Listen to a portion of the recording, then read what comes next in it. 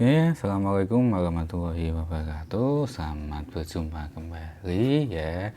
Nah, hari ini kita akan belajar persamaan eksponensial.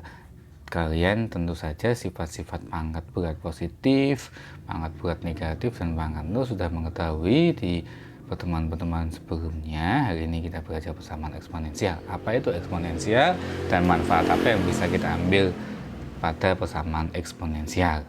Nah, oke, kita perhatikan ya, perhatikan ini adalah grafik penambahan kasus positif COVID-19 selama 1 tahun terakhir ini atau selama kurang lebih 1,5 tahun. Di awal Mei, di 23 Mei, seseorang yang terdampak positif itu masih nol ya, atau belum sama sekali. Tapi sampai di bulan Agustus, tanggal 16 Agustus sudah lebih dari 50.000 kasus COVID-19 yang terjadi khususnya di Kabupaten Kudus. Nah, penambahan dari 0 sampai 50.000 itu melalui proses yang beragam. Ada yang penambahan signifikan, ada yang mengalami penurunan, tapi tiba-tiba naik tinggi. Nah, kenaikan-kenaikan seperti itu atau penurunan-penurunan yang terjadi pada kasus COVID-19 itu bisa kita asumsikan itu adalah sebagai suatu eksponensial ya, penambahan dan penurunan secara tajam. Nah, maka salah satu manfaat belajar eksponensial yaitu adalah kita bisa memprediksi kenaikan atau kita bisa memprediksi penurunan itu. Nah, tapi kita pertama akan belajar beberapa sifat eksponensial atau beberapa bentuk eksponensial. Yang pertama ya. Nah, jika A pangkat fx sama dengan A pangkat M, maka fx-nya itu sama dengan M. Syaratnya A-nya harus positif dan A-nya tidak boleh 1.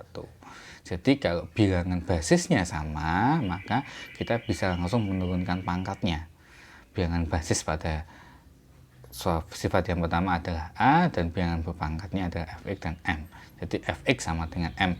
Fx itu adalah suatu fungsi aljabar, M itu adalah suatu konstanta. Nah, dengan syarat A-nya positif dan A-nya tidak boleh 1. Jadi, kenapa A-nya harus lebih dari 0? Kalau dia kurang dari 0 itu dia berupa bilangan negatif. Bilangan negatif kalau kita pangkatkan dengan suatu bilangan itu hasilnya tidak tentu. Jadi, kalau negatif 1 misalkan, kalau pangkatnya ganjil hasilnya negatif.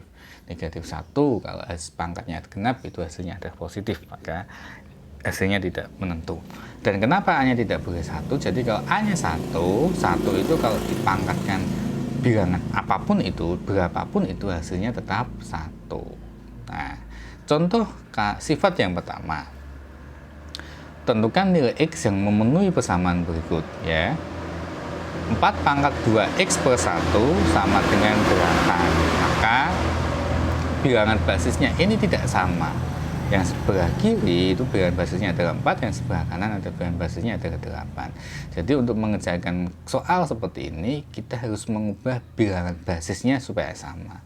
Jadi 4 dan 8 kita ubah menjadi bilangan pangkat yang sama, yaitu 2. Jadi 4 itu bisa diubah menjadi 2 pangkat 2, dan 8 itu bisa diubah menjadi 2 pangkat 3. Oke, pangkat 2 pada 2 pangkat 2 itu kita kalikan dengan pangkat 2x per 1 sesuai dengan sifat pangkat berat positif. 2 kali 2x, 2 kali 1 hasilnya adalah 2 pangkat 4x plus 2 sama dengan 2 pangkat 3. Nah, pada tahap ini bilangan basisnya sudah sama, maka bilangan pangkatnya kita tinggal menurunkan. Jadi 4x plus 2 sama dengan 3. Kita tinggal hitung aljabar sederhana, 2 kita pindah luas menjadi 4x sama dengan 3 negatif 2. Kita kurangi 3 dengan 2, hasilnya adalah 1. Jadi x-nya ketemunya adalah 1 per 4. Oke, paham ya? Ini sifat yang pertama. Mudah kan? Kita ke sifat yang kedua. Sifat yang kedua mengatakan jika A pangkat fx sama dengan A pangkat gx, maka fx sama dengan gx. Syaratnya adalah A lebih dari 0 dan A tidak boleh 1. Jadi, bilangan basisnya harus sama, tapi bilangan berpangkatnya berupa fungsi. Jadi, fungsi yang ada di bilangan berpangkat itu kita tinggal turunkan saja. Contoh, tentukan nilai x yang memenuhi persamaan berikut.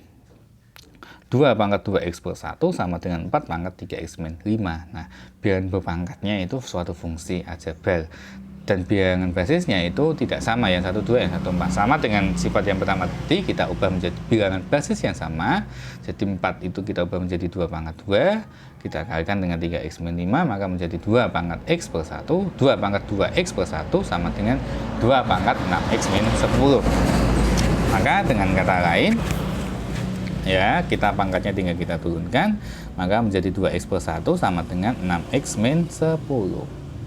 Nah, x-nya kita jadikan 1, 2x min 6x, yang tidak punya x kita jadikan 1 juga, min 10 min 1, 2x dikurangi 6x berapa? Min 4x, min 10 dikurangi 1 adalah min 11, maka x-nya sama dengan 11 per 4.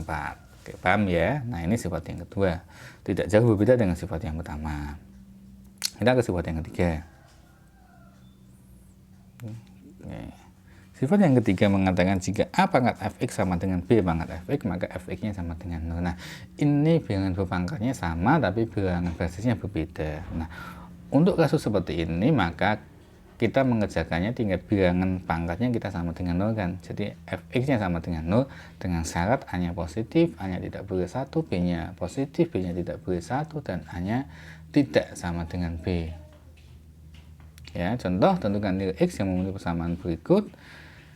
Nah, ini 5 pangkat x kuadrat itu x kuadrat ya, salah penulisan. X kuadrat min 5x plus 6 sama dengan 7 pangkat x kuadrat min 5x plus 6. Nah, ini bilangan basisnya tidak sama, tapi bilangan pangkatnya sama. Sama-sama x kuadrat min 5x plus 6. Maka kita tinggal sama dengan 0 kan, sesuai dengan sifat yang ketiga, fx sama dengan 0. Jadi, x kuadrat min 5x plus 6 sama dengan 0. Nah, bagaimana mencari nilai x? Kita faktorkan. Nah, x min faktornya ada x min 3 dikalikan dengan x min 2 sama dengan 0. Ini maka x min 3 sama dengan 0 atau x min 2 sama dengan 0. Dengan kata lain, x-nya sama dengan 3 atau x-nya sama dengan 2. Maka himpunan penyelesaian pada kasus ini adalah 2 sama 3. Paham ya? Ini adalah 3 sifat yang kita pelajari di pertemuan hari ini. Kita akan membahas sifat-sifat berikutnya di pertemuan yang mendatang ya. Tetap belajar ya, meski belajar itu tidak menyenangkan, untuk belajar itu membesarkan. Oke, terima kasih, semoga dalam keadaan sehat. Wassalamualaikum warahmatullahi wabarakatuh.